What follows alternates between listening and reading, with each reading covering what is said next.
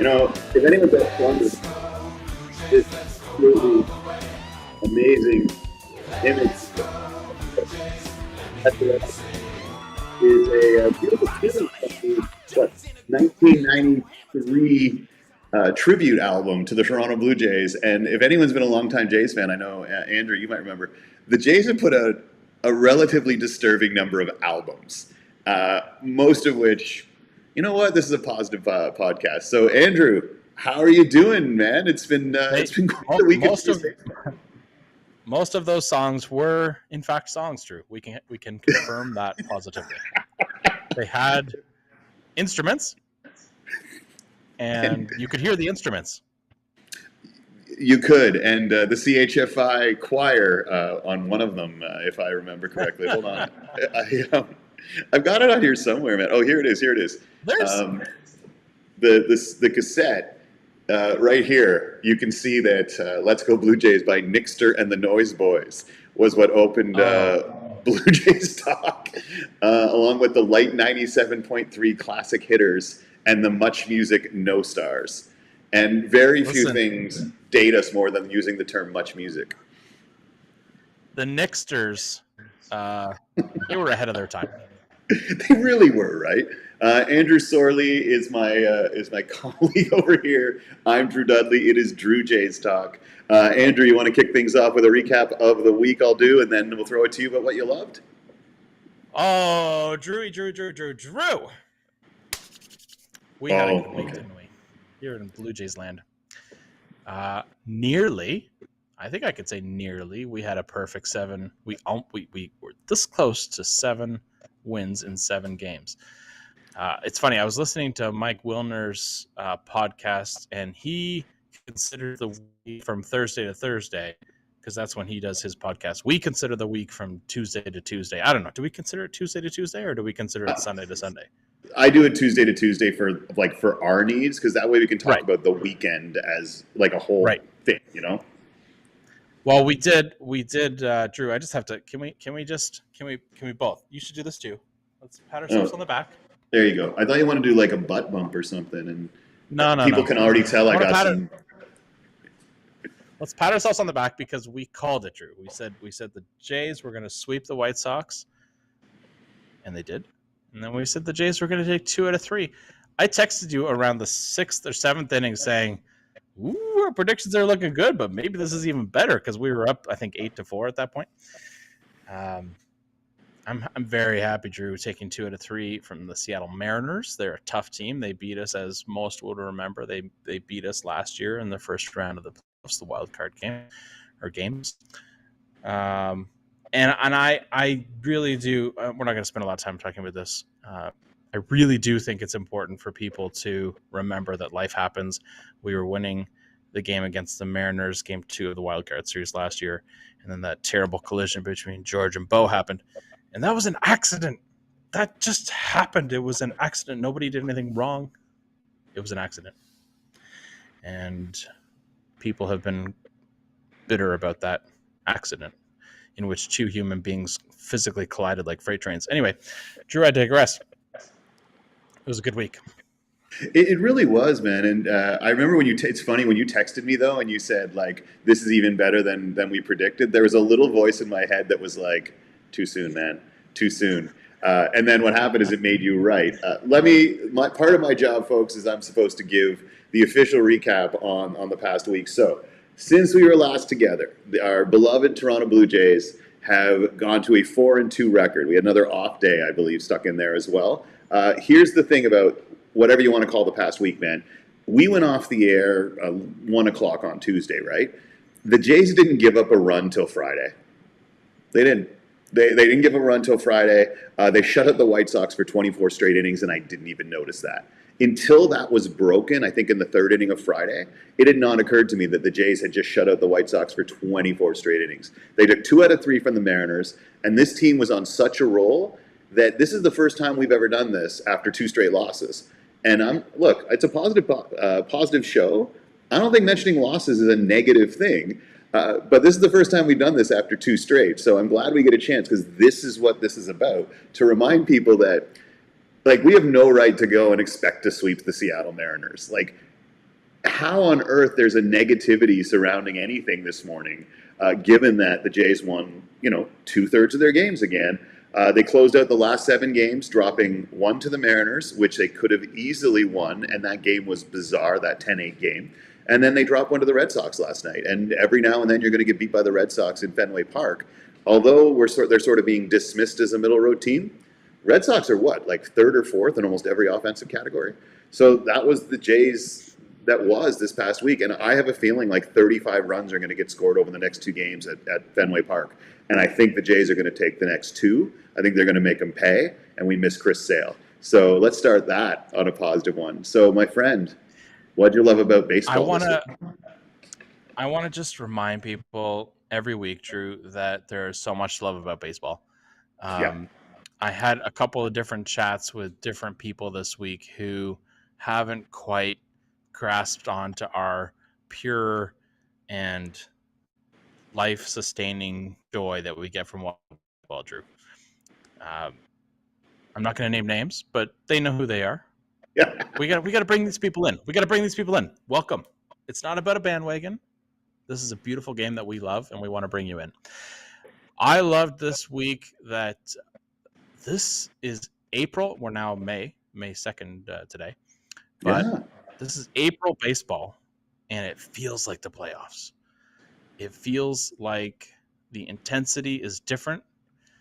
A lot of teams struggle out of the gate in April. We just had the best April ever in team history. 17-9, right? Am I right about that? Fact to Jason? I think so, yeah. I know that before the 2 losses, it was the hottest ever, and I think they added one more win, so I think it was 17-9. I had some stats on Saturday written down, and then I had to change them because we did lose on Sunday, but it doesn't matter. The Jays, number one, we're going to talk about Matt Chapman in a second here, but we've got a leader in OPS, we got a leader in slugging, oh man, there's so many good things happening right now, Drew. Let's get into our things of the week. Do you want to get into our things of the week?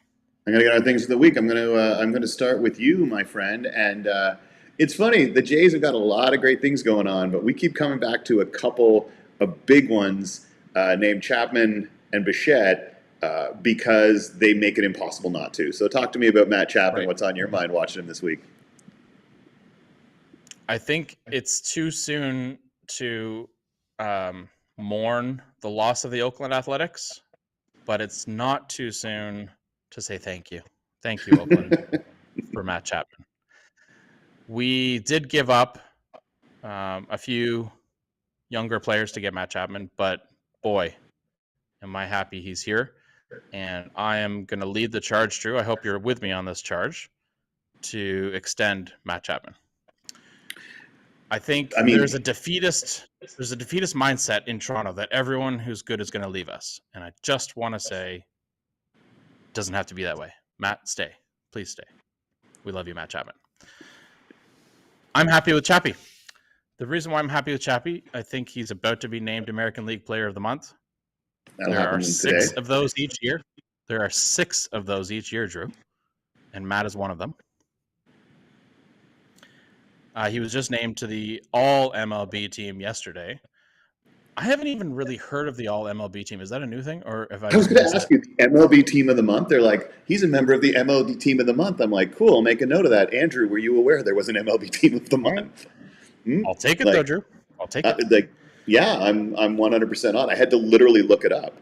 And I just now, all I can tell you, everyone watching, is that it exists. And I will promise you this, by the time we come back for next week's episode, I will find out how long it has existed and when the last time a Blue Jay was a member of the MLB Team of the Month.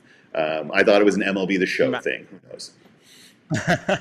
Matt Chapman is leading the major leagues of baseball in OPS, which OPS stands for your on-base percentage plus your slugging percentage. He happens to be leading the league in slugging percentage as well. That was as of last night. I don't know if it's changed this morning. He's leading in doubles. He's second in all of Major League Baseball in on-base percentage. He's having a great month. Need to get this man re-upped. I hope this is the road, Drew. I hope that he walks in to TD Canada Trust and deposits that check for next year's contract. Right next And to George Springer. Yeah. Be there. George will meet him. George will meet him at the bank. Oh man, it's look, man. I think you just hit it on the head, though. It's an interesting thing is that Toronto has this feeling that everyone is good is going to leave us, and I mean, when has that really happened? You know, like it's not like we're Tampa Bay. I'm sure somebody might put in the comments who they come up, but like Kawhi left Toronto, right? But Kawhi was going home. You know what I mean? There's not a whole lot of people who just beat their way out of Toronto after they get here. Barrios comes here. Barrios signs long term. That's not unusual. Yeah. So the question does become, and people are already saying it, is you already have Chappie. Like, where do you find the money for Chappie, Bichette, and Guerrero? But that's the conversation we didn't want to have on these shows. And just talk about this. The Toronto Blue Jays, at present, a month into the season, have a third baseman who's playing at the same level as their already elite shortstop and first baseman. And instead of, for the next few months, talking about deciding to let whether he's re-signed or not color our enjoyment of that, let's just enjoy that. Like, I guess that's what we're all talking about, is that Yep. don't let what you're watching take away. And also, you know what? It's the first month. Let's not get all up on Chapman if he ends up hitting 260 with 30 home runs for the year. That's, with that glove at third, that's amazing. But I love what you said. Let's be more aware of the things that make us feel negative and just ask ourselves if there's any real validity behind that. It's why I like my underlying stats, because it's easy to say, oh, they're not hitting with runners in scoring position. But then you look at expected batting average and you go, there's another 5 months of this season. Math tends to win. I hate it, Right. but math tends to win. Hey, can I talk about? Go ahead, man. I was just going to close out that thought that baseball is a fun game because we used to have 3 hours. Now we have 2.5 hours. We have 3 hours to think about how we can quantify what we're seeing. And I think there are some people whose brains are wired a certain way that they can create different ways to analyze what they're seeing. That's how we're getting analytics. That's how we're getting interesting new formulas. There is still something beautiful about just watching. And it doesn't matter win or lose. It's a beautiful game to watch. Go ahead, Drew. Yeah, I mean, I'll be straight with you, man. It matters to me mostly, but like when the Jays drop an extra inning 10-8 to the Mariners where they were down 4-0, it was never boring. People were so fired up during that game. The ball boy was fired up. I don't know if I've ever seen Vladdy missed a pitch he should have hit and basically did the sword. It was really cool to see everybody at that park fired up in April. That's a loss, but that was an amazing game to watch. I got to spend an entire Sunday being like, this is bananas. And then the same thing, 6-5 walk-off in Fenway Park. Like, come on, man. And one of your guys gets 5 for 5. Wins and losses matter. But it's the same way when people say, how can you put up a post that says, oh, it's awesome that Bo hit a home run when they lose? I'm like, because we got to watch Bo hit a home run. We got to watch Bo put a dent in. But I had quite a few people say, hey, you're posting good things after a loss. I'm like, well, what else? Let's not mire in it. We got to see some cool stuff. And you know what? It wasn't all baseball, brother. I got to tell you something that I was loving this week. The Jays were setting records, like spin right round, like records, baby. Not just the cool ones. All right, most strikeouts in a 3-game span. They struck out 55. Never would have thought that's going to be the case with the Jay staff. Not crapping on the Jay staff, but that's not what they're known for. What do we got? We got most swings and misses on a single pitch in the StatsCast era. I want to give much love to 360 Blue Jays News on Instagram for that. Go ahead, man. He had the force in my head, but I had the wrong number in my brain. There's 27 possible outs in one game. Mm-hmm. So in 2 games, there's a possible 64, right? No, 54. I'll have to check, Math brother. is not my strong suit. Yeah, 54.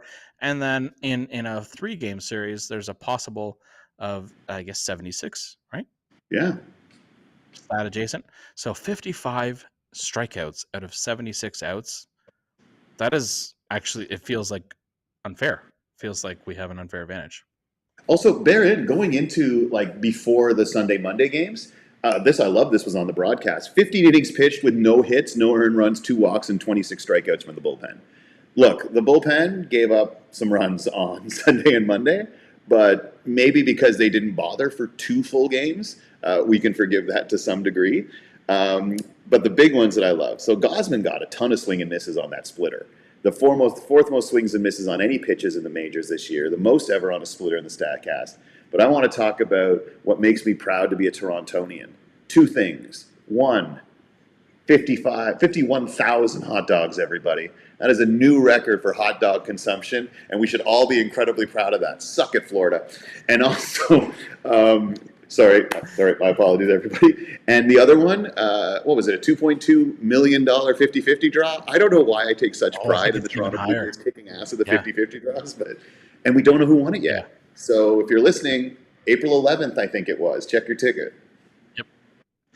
I just that's quite a great accomplishment. The Jays Care Foundation does incredible work. I've spent some time with them in years past. I got to get back in with them because I used to volunteer with this young entrepreneurs club that they had.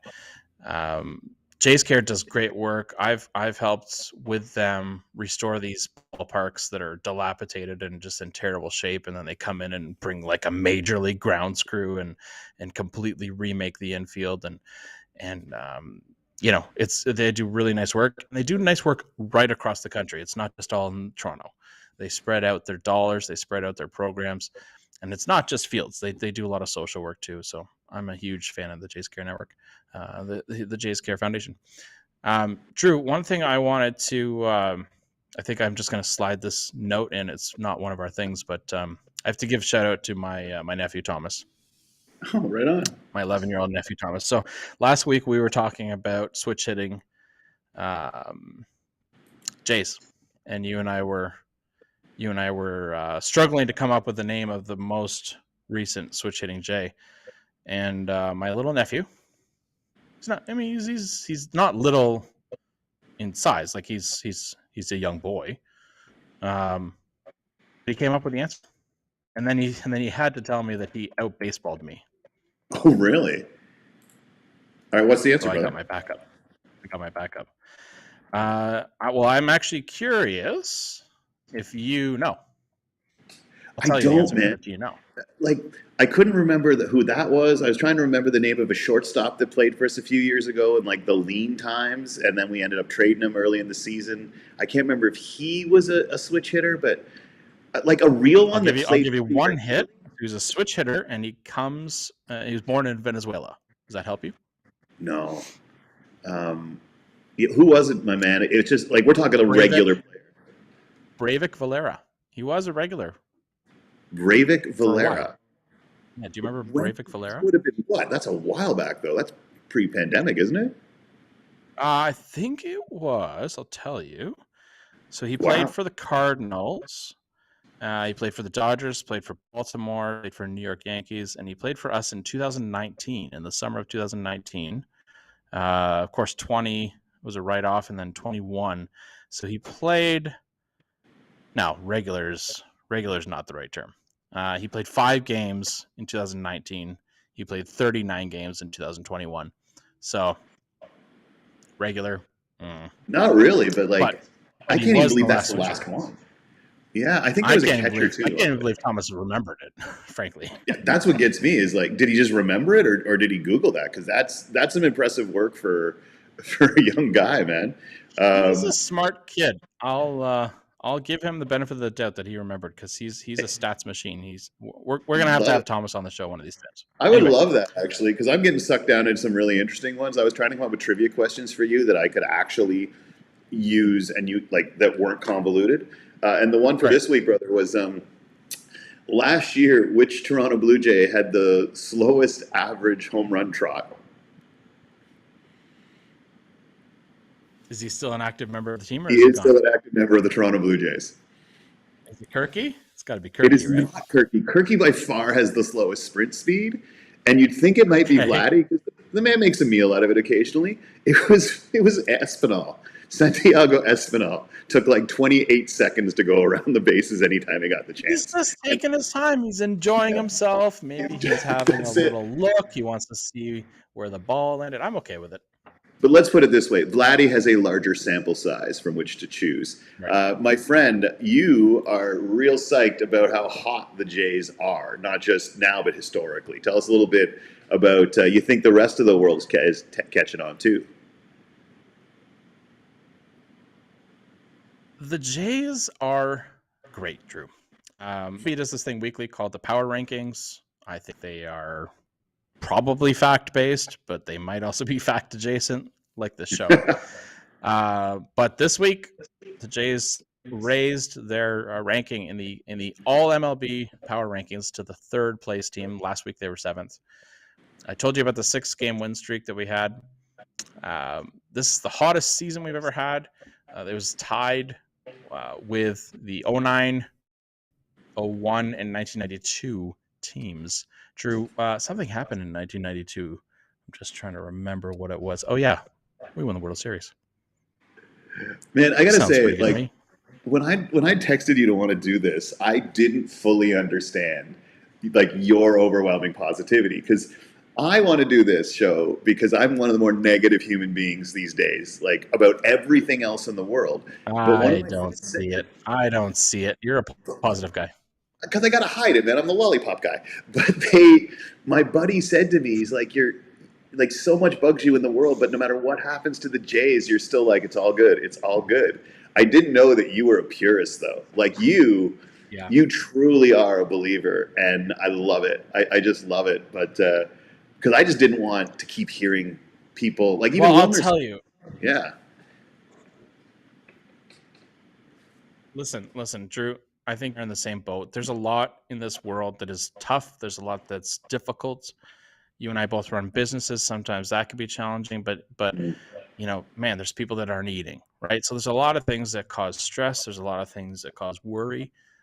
When you're sitting in a ballpark and you've got a few hours, maybe to yourself or maybe with a buddy, maybe with a family member, you've got a bit of time to just recalibrate. And I think that's worth celebrating. I think that's worth focusing on. I think that's worth finding the positives. And if you can't find them, I hope, Drew, you and I can point people towards them and we'll help you identify some positives because there are so many great things to love about this game. and I guarantee you, folks, at some point this season, Andrew and I are going to come on, and something will have happened to the Jays the day before, like happened to Boston from the Jays last year. And maybe all we got that week is everybody got home safe. But you know what?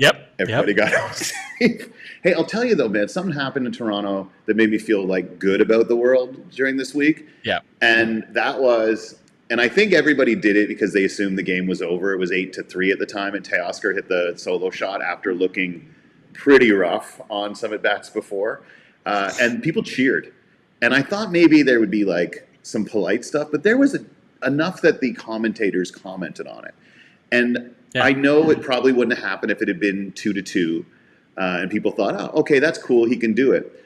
I just really love the fact. Like, it's one thing to show the video tribute. It's one thing to cheer when you go to the plate, but I think it sends a message to a player that I really don't think got enough credit from the fans. Like, they just picked on the defensive side of things. So I think it was really cool that the Toronto fans cheered an opposing player hitting a home run. I'm sorry that it turned out to be a game that they lost, but it just, to me, it was a classy act. And let's be honest, sometimes on the international stage, Toronto fans have been doing some less than ideal stuff. I think that's awesome, man. And I don't know if you noticed the same thing, and if you felt the same way, because it's weird to sort of be like, oh, cool, they're cheering for another player. Yeah. When a returning player comes back, it's nice when the fans behave. It's nice when they honor that player, because this is a player that 6 months ago they were losing their minds and screaming and shouting and cheering, and then all of a sudden he's got a different shirt on and they're like, boo. Donaldson. Now part of that, yeah, Donaldson's a perfect example. Part of that is being a sports fan and whatever. I like to, when I'm teaching Thomas about baseball, I like to tell him, hey, don't heckle. Like let's cheer for your team, and then when the other team's up, okay, just let them be quiet, just enjoy, let them do their work. Something I think about once in a while, Drew, is like you're a professional speaker. You get up on stages around the country, around the continent. I don't know how far you travel, but um, imagine like being in the middle of one of your keynote speeches and someone just stands up in the audience and says, "You suck, Drew." Like, how would you deal with that? And that's how you have to deal with your work every day. If someone came up to one of our film sets and just said like, "Hey, Sorley, your camera sucks," or something, how does it continue being professional after that? So, Yeah, I how mean, about we just let's remove some friction from these guys' lives, I think. well, the question then becomes like, it's just, we're on a philosophical discussion, but like, how much money do you, like, at what point of compensation do you give up humanity? And I'm sure if you ask any baseball player, they'll tell you, look, we're compensated at a level that this comes with the game. And let's face it, like, I've been sitting next to some hecklers who make the game better. Like, that's all I ask from hecklers is be funny, right? Like, I've sat next to a guy who had the players howling, right? I once sat next to a Yeah, heckler who, and I've seen a version of this on Instagram too, where it was all really polite heckles, yeah. like, "Hey, 52, your GPA was extremely impressive for a full time athlete." Like, and of course that gets things going. People are howling. That to me is great. But once read a player say that Toronto fans, like you talk about Canadians, he's like, look, man, there are hecklers in every stadium, but Toronto fans do research. And I Yeah. found that hilarious. He's like, they're commenting on stuff I did in college. And so, like, a little bit of effort, but I also know that when you sit there and you watch parents with their kids and you can see the reaction and the kid looks over the shoulder and is this allowed? Or worse, when you see the person doing it with a kid, I think interacting with the players adds so much. And I think you say this so often, I want to reiterate it too, and I hope we never lose sight of this on this show, is humans. Like, these are human Yeah. people who are paid a ton of money, but they are people. And Yeah. that to me, like, we see it on the broadcast. Who knows if that's Manoa's parent next to you? Like, I once walked into Oh yeah. I, I once walked into a suit shop in Toronto. Sorry, you know I love to tell stories. And someone made a comment, and I made a joke about how brutal, like the Montreal Canadiens were. Right? I'm like, the Montreal Canadiens, and then I made some joke about PK Subban, who I like, but he's a Montreal Canadian, so you make fun of him. And then the woman who's there finishes up. She walks out, and the guy turns to me and goes, "Yeah, that would be PK Subban's mom." And I was like, "Ow!" But come on. I actually then met his dad, and I told the joke, and he's like, "Oh, we don't even clock that stuff anymore, right?" So I love that. I love that they gave him some love. Now, talking about interaction with fans, my man. Way back, I know that way back. This is like on Tuesday night, I think. But I'm glad you wanted to bring it up so that it didn't sort of go into the ether. Kiermaier and Yeah. making himself even more of a fan favorite. So I when I saw this happen, I was watching the game on TV. Um, I saw the moment happen. I paused my television, rewind it, got my cell phone out, and I filmed the TV screen, which whatever, it doesn't give the best quality, but I was like, man, I got to make sure that Drew sees this moment because like that might just disappear into nothing land. Turns out a lot of other people like this moment too, so I'm probably not telling you about something you haven't heard.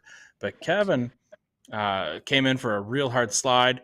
Uh, and what I didn't understand, I didn't know this about baseball. When they slide, the gloves get dirt in them, and then they no longer use those gloves. I didn't know that, Drew. So Kevin did a good hard slide. Um, I think he might have even got out on the play. I actually don't remember. That I don't remember. Comes into See the that? dugout, takes his gloves off, and tosses them to a young kid. And man, like that stuff is how you grow the game of baseball. I hate to tell the marketers and the data research scientists and all the people who think that no, changing the game from 3 hours to 2.5 hours, that's how you grow the game. That's a nice to have, but how you grow the game is by legitimate stars in your game, or even just players. Kevin's not necessarily a star, but he's a player on the team. Uh, Having real moments with fans, that stuff, you're going to have a fan for life with that young boy, and tell me he's not going to tell 1,000 people how cool that was in his own circle, and for me, I just think stuff like that. Um, that's how you grow any business, but that's how you grow Blue Jays fan base. That's how you grow baseball. You know what got me, man? I have nothing to add to that except this. Let's give the kid some credit. Kiermaier threw him 2 batting gloves, and the kid reached up and snagged them both with 2 different hands. I don't know if I make that catch. Like, everyone go back and watch that kid. He didn't do this and catch those balls. He just went and grabbed them both like nunchucks. Yeah, it was Yep. amazing all around. I loved it. And as long as we're on slides, He was wearing them all night. yeah. Yeah, he was wearing them all night, and like these big giant clown gloves. It was the cutest thing. Anyway, go on. And Kiermaier loved it too. The players loved it too. It's all over the place. Also, though, the same sort of joy when Vladdy was trying to score on, oh God, I can't remember what day it was. He's throwing off the helmet, the mitts coming off. He's going in with like, there was no artistry on that dive. Like, Vladdy, please don't. That was like no technical points, but 6.0 from all the judges across. Not to date myself on the old figure skating scoring, but wasn't that awesome, man? It was just so much fun to watch. It was hustle, and I love it. And I don't think we have the pictures here, but one of the professional photographers in the media Jays, I don't know who the photographer is, so I apologize. They've installed a camera in the ceiling of the roof, and they've got some absolutely breathtaking photos looking straight down. Um, it I'm sure they've done that in years past, but I've never seen that particular point before. And I have to tell you, those photos are absolutely breathtaking. I think you know that I fly drones. This is not a drone photo, but I think you you get to see something different, and it was just cool to see. And they did. They got a shot of Vladdy sliding in. Um, you know, for me, someone called it a yard sale. He was leaving his stuff all over the field while he was running home. I thought that was funny. Yeah, I've never thought of it. That's what they used to call good when work by Vladdy. we used to take a header skiing. They used to be, you'd yell off the chairlift yard sale because just stuff splattered. I never even thought of it to that moment. Man, I guess the last thing I want to talk about, just because I know so many people, it's good to see Nate. I wasn't going to put Nate the Great down here. Oh, I will say this, though. The only thing negative about Kevin Kiermaier I can say is if he keeps doing awesome things, given the nature of our show, I am not confident I will be able to spell his name correctly. I've typed it 22 different ways since he joined the Blue Jays. And so that's why you keep saying KK, so I don't have to remember how to spell Kiermaier. Nate Pearson is with the Toronto Blue Jays. Nate Pearson's in high leverage situations, and I want nothing but the best for Nate Pearson. He seems to have figured something out. Before he came up from AAA, he was dominating, and he threw 2 pitches. He threw a Taylor at the end, I think, of the 8th inning, 100-mile-per-hour fastball that looked like it was running to the Jays' dugout, like somebody had scalded it. That's sick. And if he can be in that role, I like Jimmy Garcia. I like Pearson Romano more than Garcia Romano. No disrespect, Jimmy. Listen, Jimmy's done some good work for this team, but I will tell you, Drew, if some of our listeners will remember the late great Roy Halladay, and when Roy came up, he was not great.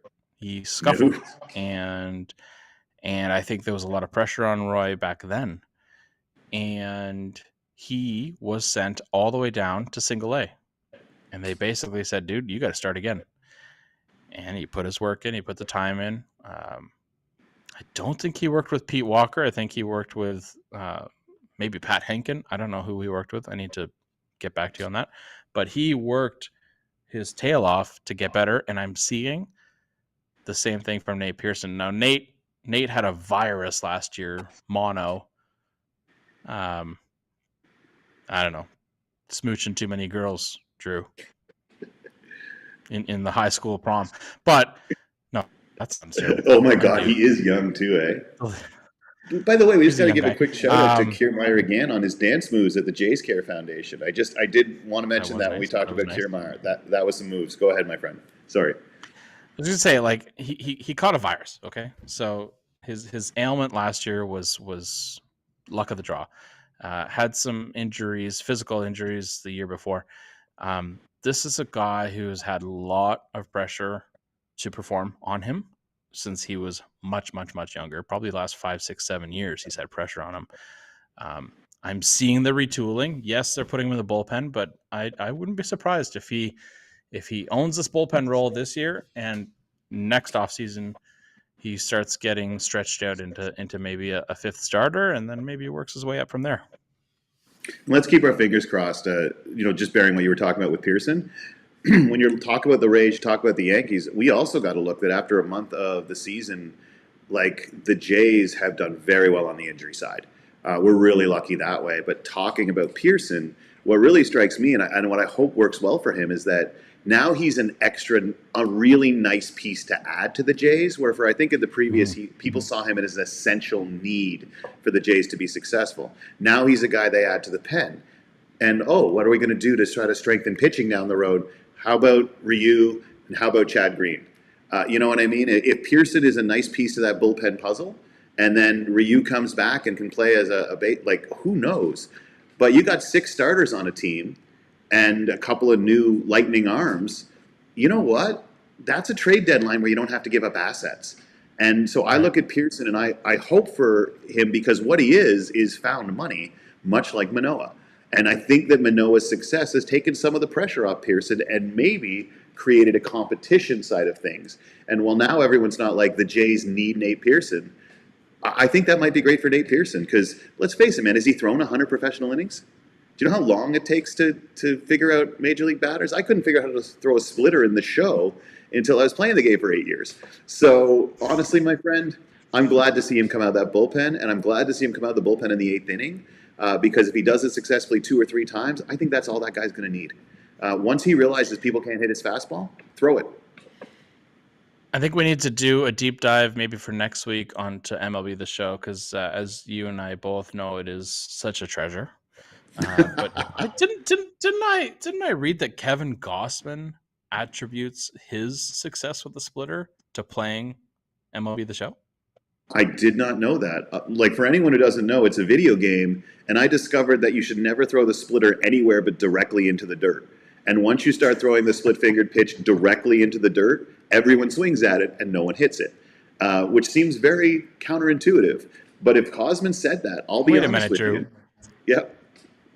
You and I were playing the show last summer, and I was doing a lot of swinging and splitters in the dirt. Is that yes, you were. How you beat me? No, I beat you because you couldn't hit any of my pitches, but I knew for a fact that you weren't going to be able to hit any of those. However, we haven't played since then, everyone. And tell you what, I'll make a commitment, if you will sign on, my friend, that we will do a live MLB The Show matchup, live streamed to the Drew Jays Talk world before the end of the year. Your DD team versus my DD team. What do you think? That's a lot of pressure. For who gets the left side of the screen. All right? Because people read left to right. And so you have the left side of the screen here. All right? So this is the good side. I have relegated myself to the other. If I can defeat you, I would like the other side of the screen. Ladies and gentlemen, Drew Dudley, the true gentleman on this show.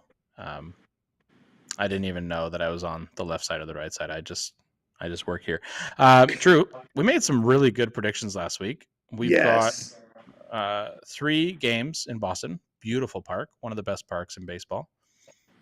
Went there last summer with Emily, and it was my first time in Fenway. What a storied and rich ballpark that is. It's amazing. Help me out though, Drew. I forget who we're playing after the Sox. Walk me through the rest of this week. Is it not? Do we not go to Philadelphia after the Sox?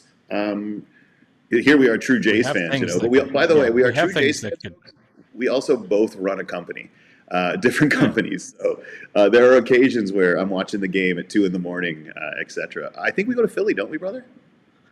I'm just looking this up. Pittsburgh. We're going to Pittsburgh. Who I looked at and said, "Oh, great, playing Pittsburgh. Pittsburgh's really good.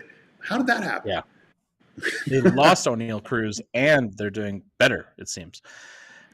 We got 4 in Boston. So last night was 1 of 4. Then we have 3 in Pittsburgh, 2 quick games in Philadelphia. And then on Friday, the 12th of May, we're back here in Toronto for an extended home stand that looks like about a 10-day homestand, seeing the Braves, the Yanks, and the Orioles. May's going to be a good month of baseball. There's lots to celebrate. Drew, it's always nice to talk to you about baseball. Were there any comments from people on the interwebs? I'm unable to see if there's any comments or anything like that. Any questions from anybody? Not at present, brother. That's all right. Well, I'm having fun doing this show with you. I hope the people listening are having fun. And let's just wish people a good week of baseball. Well, what's your prediction, though, brother? Do you not want to do any this week before we call it? Predictions. Sorry. Yeah, I was like, we just killed it. You were literally Nostradamus last week, and one so half I of me wanted to wants hear to quit while I'm ahead. because if we get it right, then we can put it online and we can get more people to watch. Because look at these guys. I've only gambled. I've only gambled like once in Las Vegas, and it was with $5, and I won $20. And I was like, okay, that's it. I'm never gonna do it again. Okay, Boston. I'm gonna say we split with Boston. I'm gonna say 2 out of 4 with Boston, and I'm gonna say Pittsburgh's really hot right now, but we're really hot too. So I'm gonna say it's a sweep. I'm gonna say we're gonna go to Pittsburgh. It's a beautiful park. We're gonna sweep the Pittsburgh Pirates. 3 out of 3 from Pittsburgh. Wow, you were bold. Because we are a good team, Drew, and we gotta love our Drews. Our Drews. We gotta love our Drews. We do love our Drews, and we gotta love our Jays. And Andrea, the women behind the men. My prediction, my friend. Aside, I think they're going to take the next 3 out of Boston. And if you ask me the over-under on total runs scored in the next 3 games between the Red Sox and the Jays, if they ask me to take the over-under on 35, I take the over. And so they're going to take the next 3 games from Boston, and the 2 teams combined are going to score over 35 runs in those 3 games. This is going to be a riot. What about Pittsburgh? Pittsburgh, I'm not going to get into that. I think they're going to take. I don't think they're going to. You know what? I'm going to stick with yours, and I'm going to stick with my Boston prediction. But I believe they'll take 2/3 of Pittsburgh. I do, but I think it's 3 from Boston. It's a 3-game series with the Pirates, right? Yeah. It's 3 from Boston, 2 or 3 from Pittsburgh. I think they're going to drop the first one in the Pittsburgh series, and they're going to come roaring back. You know, Pittsburgh is a short drive. It is a 5-hour drive, and it's one of the nicest ballparks you'll ever go to. So if you have some time, I unfortunately don't. I'm going to be in Calgary this weekend, Drew. Really? So I'm not going to be able to go. But I encourage anyone, if you have a bit of free time, make a weekend trip to Pittsburgh, PNC Park. The downtown of Pittsburgh is one of the most walkable cities in the U.S. They really cleaned it up. It's beautiful. Steve Carell said that when Jays. he was on Office Ladies. They said, what city do you most enjoy? And he's like, Pittsburgh. So I hear the park's amazing. All I know, man, is whatever park I'm watching from, I do wish I was down there in Fenway every time I see them play there. I love the Jays, which means you can't really love the Red Sox, but I don't know any Jays fan who's ever gone to Fenway and not been like, yeah, that any baseball fan who goes to Fenway. No one's like, the Red Sox are terrible. I hate the park. Nope. Also, my friends. I'll tell you real quick. Oh, if I can interrupt for 1 second. I'll tell you real quick, Drew. Emily and I went to Fenway last summer, and I had probably an hour-long conversation during the game with one of their actors. He was an older gentleman. He was retired from his career and just worked as an usher for something to do. We just reminisced, not unlike what you and I are doing here. We talked about baseball. We talked about our love for the sport, and it was great. I've never had an experience like that in Toronto, and man, like I almost want to try and buy tickets in the exact same section and try and revisit that. Buy the same dude. That moment. Yeah, it was great. My first Fenway is back in the 2015 fall run, and they went down there and swept them. But they went down, I think, 9-0 in the second inning. I think it was Drew Hutchison was pitching. And the Boston fans were like, they felt so bad about being terrible hosts that they started buying me drinks. This is just before I quit drinking. And but then the Jays came roaring back. And some Jays fans got a little obnoxious because we've been being fed beverages all night by the fans. And, you know, a little tussle broke out. But then this big Boston guy stood up and said he just pulls these 2 guys apart. Big beard. He's got his 2 daughters there, like biker vest and everything. He goes, boys, you're being fucked. Sorry, you're being wicked stupid. And I'm so sorry. But he's just like, it's Boston, right? You know what he said. You're being stupid. This guy was so huge, they just stopped. And then in like, I forget what movie it was this happened, but we're at the pub afterwards, just having and the guys who had thrown beer came over with like 3 pitchers, put it down and said, boys, like the hard Boston accent was so sorry, I was bad host. And we just sat till 2 a.m, talked about baseball, talked about fandom. And, people get dumb sometimes, but it just bonded us together, that unifying moment, like we didn't behave right. I'm so sorry. I know kids watch this, everybody. We'll bleep it out. But I love going to visit other parks to sit down and just talk to people about what brings them to the ballpark, why they love their team. Because when you ask someone why they love their team, it's almost hardly ever about the team. It's usually about someone they love the team with. And that is why I love sports, and why anyone who's like sports are dumb, I'm just like, no, because sports keep my dad with me every single time I watch the Blue Jays. Why do I do a show like this? Because my dad never hated a Blue Jay player. And I learned that. And so every time someone sort of jumps on the Jays just because they're not perfect, I just remember that. And so if anyone ever wonders what brings us here, it's not about the team you love, it's who you love them with. That, I think, is what makes it awesome. That's a nice moment, Drew. Thanks. I think we should end it right there. I agree, my friend. Thank you to everybody watching. We'll see you next week, Tuesday at noonish. Stay tuned. Check out the Instagram. It's new, Drew Jays Talk. We got a Facebook page is new, Drew Jays Talk. Hit subscribe here on YouTube. We're a couple guys figuring it all out. And thank you for being with us on the ride for all of you who are. Andrew, I'll text with you tonight probably, brother. Have a good night, guys. Much love, everybody.